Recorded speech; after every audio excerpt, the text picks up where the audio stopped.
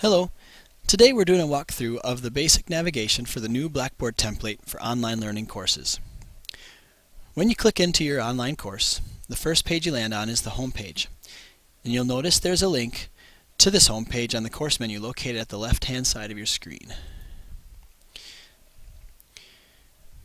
On this home page, you'll find there are various tools and widgets on the home page for you to use to keep track of what's going on in your course, create reminders for yourself, be notified about assignments that need grading, get alerts about students that might be falling behind, and so on.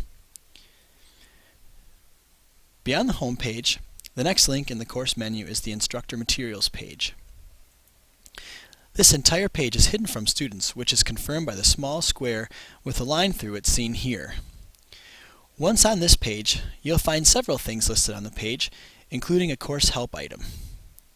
This item is intended to provide a quick and easy path to get support for whatever you might need in the course. You can use this link to log a support request on anything from problems with a broken link in your course to times when something needs changing in the master course. Once your request is submitted, you'll be able to track and communicate with the various areas of support in the OCDE that will be helping you. And you can click here to submit that request. On this page, you'll also find other materials you'll need to teach the course, including answer keys, other teaching aids, or discussion forum prompt questions like the ones located here.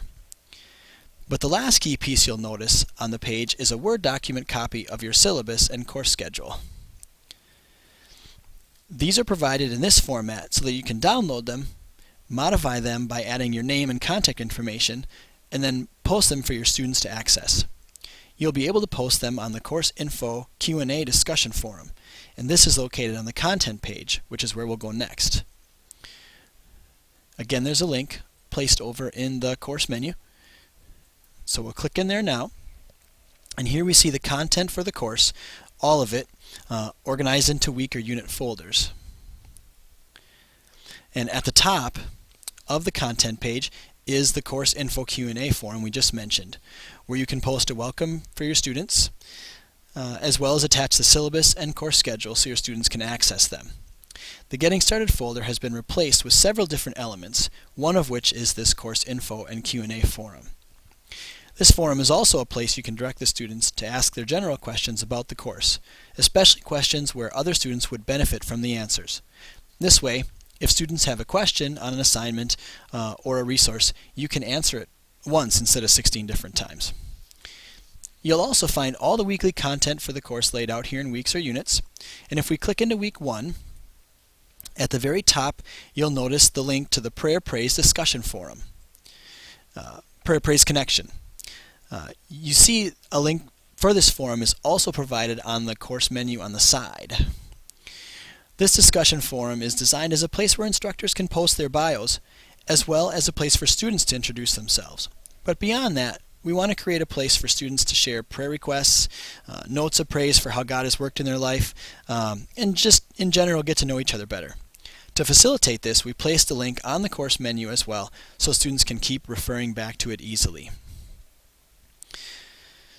Below this link, you'll see a link that's called Discussions. This link actually takes you to the course discussion board. So we'll go there now. And you'll notice on this course discussion board, all the forums for the course are listed here. This naming system is a little bit different than Angel used. Here in Blackboard, there's one discussion board for the course, and on that board there are individual forums.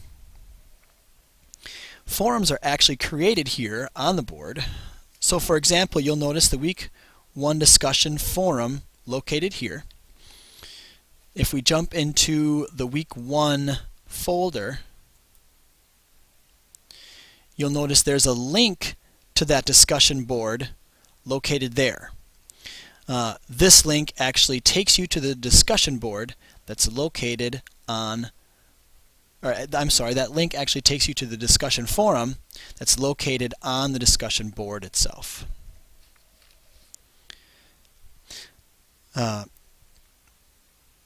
Inside that forum,